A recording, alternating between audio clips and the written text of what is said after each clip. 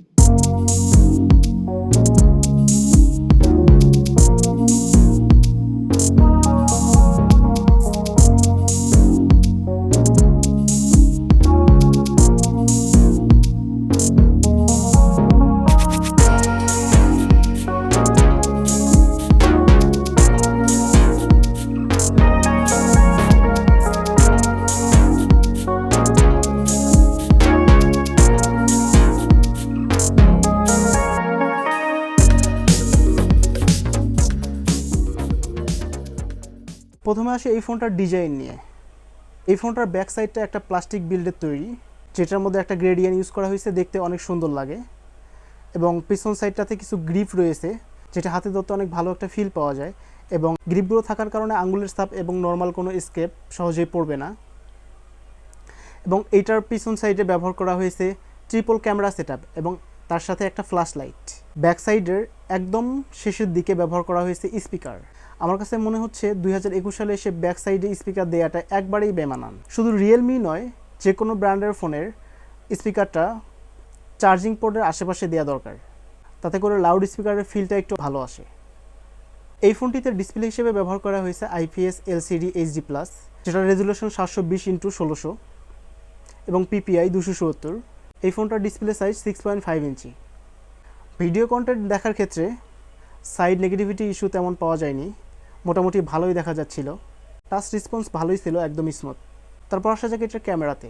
এটার পিছনে triple setup camera use করা হয়েছে, যেটার মেইন সেন্সর 13 মেগাপিক্সেলের এবং 2 মেগাপিক্সেলের একটা ডেপথ সেন্সর এবং 2 মেগাপিক্সেলের একটা মাইক্রো শুটার ব্যবহার করা হয়েছে। এবং ফ্রন্টে ব্যবহার করা হয়েছে 5 মেগাপিক্সেলের একটা ক্যামেরা। আমি আপনাদের ফ্রন্ট ক্যামেরা এবং ব্যাক ক্যামেরার কিছু পিকচার স্যাম্পল এবং ভিডিও স্যাম্পল দিব। আপনারা নিজেরাই বুঝতে পারবেন এটার ক্যামেরা পারফরমেন্সটা কেমন।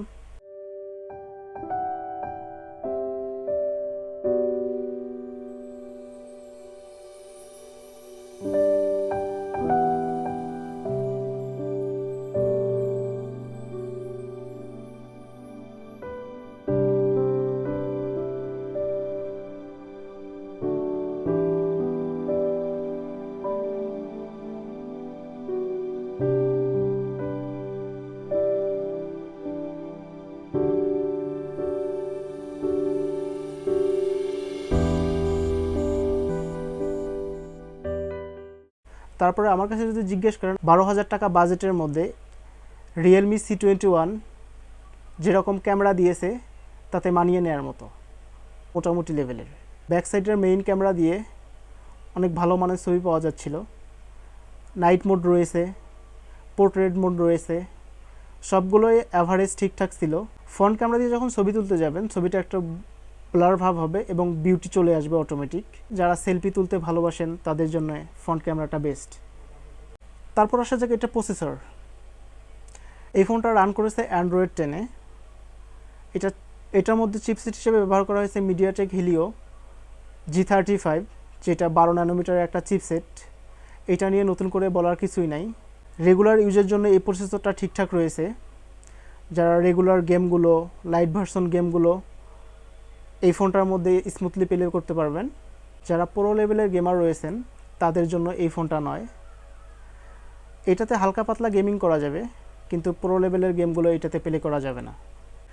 এই ফোনটাতে সিকিউরিটি হিসেবে ব্যবহার করা হয়েছে ফিঙ্গারপ্রিন্ট এবং ফেস লক।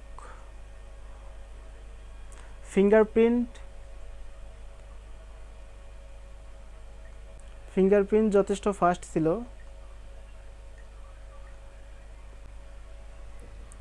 এবং ফেস লকও যথেষ্ট ফাস্ট।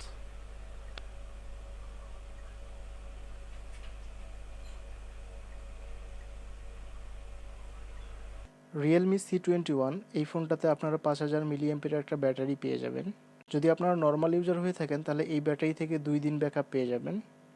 আর যদি একটু হেভি ইউজার হয়ে থাকেন তাহলে 1 দিনের বেশি এই ব্যাটারিটা ব্যবহার করতে পারবেন। 5000 mAh এই ব্যাটারিটাকে চার্জ করার জন্য ফোনের বক্সের ভিতরে আমরা পেয়ে যাব 10 ওয়াটের একটা চার্জার। এই ছিল realme c21 এর ফুল রিভিউ। আপনাদের যদি আরও কিছু জানার থাকে তাহলে কমেন্ট সেকশনে বলবেন।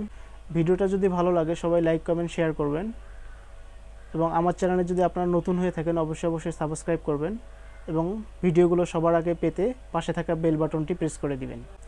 দেখা হবে পরবর্তী ভিডিওতে। ততক্ষণ পর্যন্ত সবাই ভালো থাকবেন, সুস্থ থাকবেন।